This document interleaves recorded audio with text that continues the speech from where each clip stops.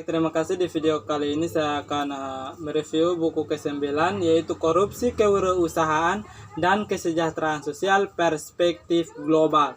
Bab 1 yaitu pendahuluan dan ringkasan. Sebagian besar populasi dunia hidup dalam kemiskinan. Perkiraan jumlah orang hidup dalam kisaran pendapatan antara kurang dari 1 US dollar dan 4 US dollar, berkisar dari 2 hingga 4 miliar. Bisa dibaca dalam SAS 2013, Web dan kawan-kawan 2010.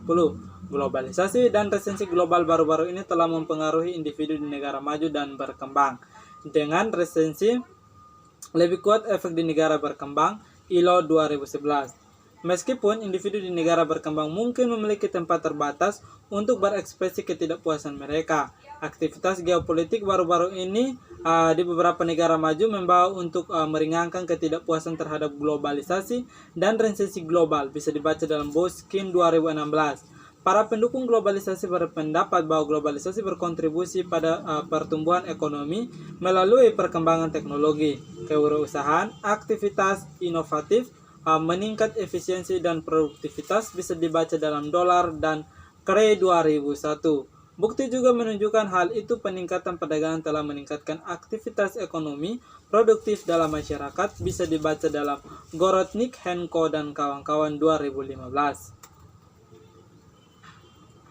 Dari impor, perusahaan cenderung meningkatkan kualitas produk atau berinovasi produk baru. Beberapa studi memasukkan kasus industri atau negara tertentu seperti pembuatan katup di Amerika Serikat di Bartel et al. 2007, alas kaki di Freeman dan Kleiner 2005, dan perusahaan manufaktur Italia di Bugmali et al. 2008. Bab 2 menjelaskan tentang tantangan besar kesejahteraan sosial.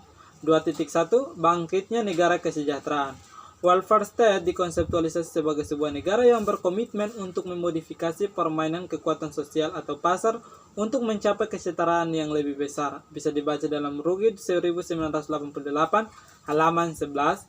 Linsbeck 1988 mendefinisikan negara kesejahteraan sebagai memiliki berbagai jenis pro-publik gram disubsidi oleh keuangan publik. 2.2 Hubungan antara pembangunan ekonomi dan ketimpangan pendapatan. Masalah ketimpangan ekonomi telah menjadi argumen sentral baik di kalangan kritikus maupun pendukung globalisasi, dan telah menjadi topik utama di lokal dan arena politik nasional di seluruh dunia. 2.3 Beberapa penyebab tambahan yang mendasari ketimpangan. Perdebatan antara hubungan antara ketimpangan pendapatan dan pembangunan adalah masif, belum diselesaikan. Pada saat yang sama, para peneliti mencoba untuk menentukan caranya struktur sosial dan institusi politik lainnya dapat mempengaruhi ketimpangan pendapatan tingkat dalam masyarakat. Misalnya, lembaga politik demokrasi lebih cenderung melakukannya, mengurangi ketidaksetaraan daripada kondisi otoriter atau masyarakat oligarki. Bisa dibaca dalam Shar dan Matthews 1998. 2.3.1 Kepemilikan tanah dan kepemilikan aset. Di negara berkembang, tanah merupakan aset utama dan merupakan sarana investasi, akumulasi kekayaan, transfer kekayaan antar generasi, dan tentu saja pendapatannya. 2.3.2 Kesejahteraan upah berdasarkan gender. Selama beberapa dekade terakhir, organisasi internasional dan pemerintah berbeda negara-negara telah mempromosikan dan menerapkan kebijakan untuk mendorong perempuan dalam pekerjaan pasar dan arena politik. Bisa dibaca dalam Krok 2009. 2.4 Hubungan antara kewirausahaan dan negara kesejahteraan. Bahwa motivasi adalah kekuatan pendorong utama di balik keterlibatan dalam aktivitas kewirausahaan. 2.5 Perlindungan dan tantangan sosial bagi pemerintah. Pemerintah dapat menyediakan barang pribadi seperti pendidikan dan layanan kesehatan. Bab 3 menjelaskan tentang kewirausahaan, sebuah tinjauan.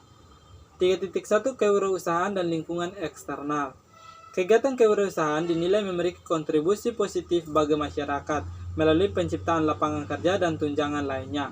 Bisa dibaca dalam Audertes dan Turek 2001, Reynolds dan kawan-kawan 1999, Wynekers dan Turek 1999. Namun tidak semua negara mengalami hal serupa tingkat aktivitas kewirausahaan. 3.2 Menjelaskan tentang perdebatan terkait kewirausahaan. Bahwa tidak ada definisi yang pasti tentang kewirausahaan. Sebaliknya, itu didefinisikan dengan cara yang berbeda, cara oleh disiplin ilmu yang berbeda. 3.3 Ukuran kewirausahaan. Mirip dengan banyak konseptualisasi kewirausahaan, masih ada ketidaksetujuan tentang bagaimana itu dioperasionalkan dan diukur. Operasi literatur yang ada, asosialisasi kewirausahaan dalam beberapa cara, termasuk sebagai wirausaha baru, perusahaan formal, kewirausahaan yang baru lahir, dan perusahaan baru. 3.4 Tren kewirausahaan pria dan wanita dan bukti kinerja fitur. Bahwa aktivitas kewirausahaan bervariasi di setiap negara serta berdasarkan gender. Dalam mengembangkan negara, pengusaha perempuan menghadapi banyak hambatan budaya dan keluarga berinvestasi mengurangi sumber daya pada wanita muda. 3.5 Perbedaan gender dalam preferensi untuk kewirausahaan. Bahwa pengusaha pria dan wanita tidak mencerminkan perbedaan yang signifikan terkait usia dan pendidikan, tetapi motivasi berbeda. Sedangkan pengusaha pria dan wanita terlibat dalam kewirausahaan untuk kemandirian dan jadwal kerja yang fleksibel. Untuk wanita menyeimbangkan tanggung jawab perempuan dan pekerjaan secara efektif adalah motivasi utama. 3.6 Tantangan pengusaha pria dan wanita. Bahwa akses dan ketersediaan sumber daya penting bagi pengusaha laki-laki dan perempuan. Preneurs Davison dan Honing 2003, Honing 1998. Tetapi mereka menghadapi rintangan yang signifikan terkait dengan sumber daya dan sektor yang mereka pilih untuk dimasuki, misalnya wanita. 3.7 Sektor keuangan dan tantangan memperoleh keuangan modal. Kontribusi pengembangan keuangan untuk kewirausahaan, inovasi, dan pertumbuhan terbukti positif. Bisa dibaca dalam King dan Leven 1993, Leven dan Servos 1998, Adje dan Jovanovic 1993. 3.8 Keuangan, tantangan lebih besar untuk wanita daripada pria pengusaha. Modal finansial adalah sumber daya penting bagi perusahaan baru untuk bertahan dan sukses. Menyerah dalam jangka panjang bisa dibaca dalam Praker 2009, tetapi wirausahawan menghadapi tantangan dalam memperolehnya. 3.9 Pentingnya literasi keuangan untuk inklusi keuangan. Perkembangan keuangan di dalam negeri tidak diterjemahkan ke dalam akses keuangan semua orang, terutama untuk individu di negara berkembang. 3.10 Peran teknologi dalam akses keuangan. Pembagian ketersediaan dan akses layanan keuangan dan produk keuangan yang maju dan berkembang di luar itu biasa.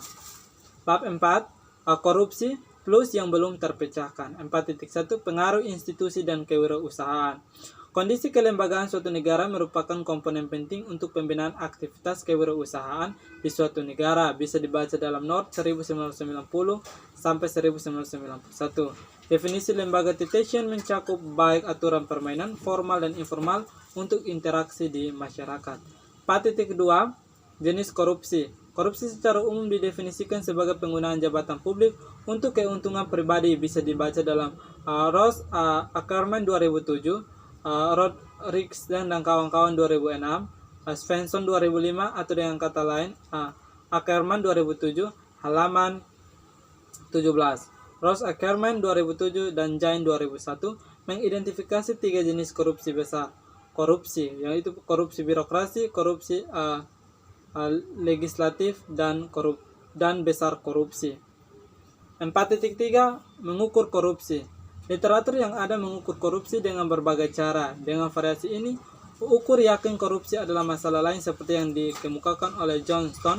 Join 2002, DIS memakai tantangan dalam mengukur korupsi.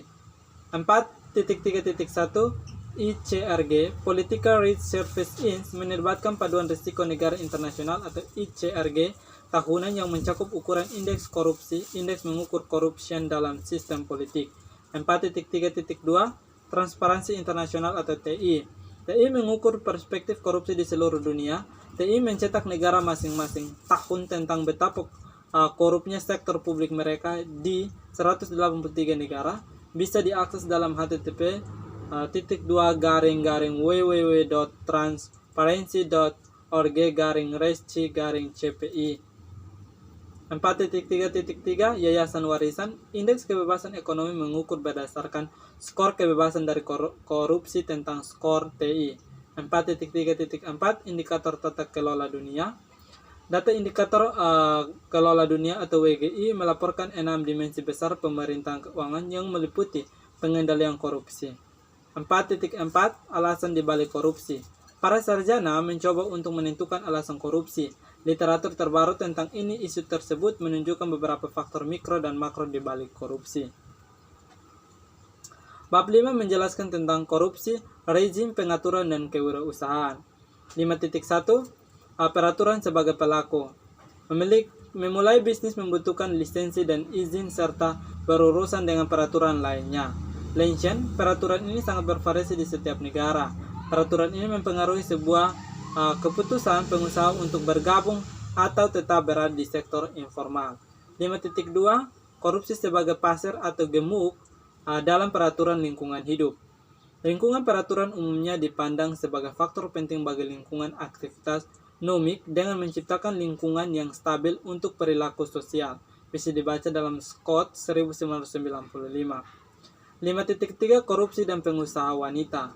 Korupsi bisa membebani pengusaha manapun, tetapi bisa sangat membebani pada pengusaha wanita sejak di banyak negara berkembang atau berkembang wanita menghadapi lebih banyak tantangan daripada pria dalam banyak aspek. Seperti wanita memiliki akses ke properti, akses terbatas ke pasar tenaga kerja, dan jaringan, dan terbatas akses ke kredit dibandingkan dengan pengusaha laki-laki. Bisa dibaca dalam Estrin dan Amiuquist 2011, Soleman 1988. 5.4 Variabel dependen. Dalam bab ini, presentasi penduduk usia kerja perempuan yang terlibat dalam Total Earth Tech Entrepreneur Activities atau TEA digunakan sebagai ukuran kewirausahaan wanita. 5.5 Variabel independen. Bahwa 3 ukuran digunakan untuk menangkap struktur kelembagaan formal. Waktu yang dibutuhkan untuk memulai bisnis diukur dengan jumlah hari kalender yang dibutuhkan, menyelesaikan prosedur yang diperlukan untuk menjalankan bisnis secara legal, bisa dilihat dalam Clapper et al. 2016 dan lain-lain 2008. 5.6 Variabel kontrol. Untuk memperhitungkan dampak pembangunan ekonomi pada kewirausahaan dari waktu ke waktu, atau Craig et al. 2002, pembangunan ekonomi dikendalikan dengan menggunakan GDP per kapita diambil dari indikator pembangunan dunia, bisa dilihat dari Estrin et al. 2013 dan Aidis dan kawan-kawan 2012. Bab 6 menjelaskan tentang korupsi, kewirausahaan, dan sosial kesejahteraan. 6.1 Ketimpangan pendapatan. Debat lama, kekhawatiran baru. Ketimpangan pendapatan bukanlah fenomena baru, namun ada interpaling banyak di antara para sarjana untuk menentukan tren dan penyebab di balik distribusi yang tidak merata ini. 6.2 Korupsi dan kesejahteraan sosial. Korupsi dapat mempengaruhi kesejahteraan sosial masyarakat dengan bertindak sebagai pajak regresif pada organisasi miskin dengan merampok sumber daya dari rumah tangga yang mengalami kesulitan. 6.3 Kontribusi korupsi terhadap ketimpangan pendapatan. Bahwa banyak literatur empiris mendukung hubungan positif antara koruptor, ketimpangan pendapatan, dan pendapatan. Lebih banyak korupsi, ketimpangan yang lebih tinggi. Bisa dilihat dalam Ades dan Ditela 1997, Gupta dan kawan-kawan 2002, Giman Repong dan Munoz de Camacho 2006, Lee et al. 2000. 6.4 Korupsi, ketimpangan pendapatan, dan kewirausahaan. Bisakah kewirausahaan membantu mengurangi ketimpangan pendapatan? Mirip dengan semua orang, pengusaha memiliki keinginan untuk meningkatkan taraf hidup melalui keterlibatan aktivitas yang telah mereka dambakan. Sekian penjelasan singkat saya mengenai buku ke-9 ini. Sekian dan terima kasih.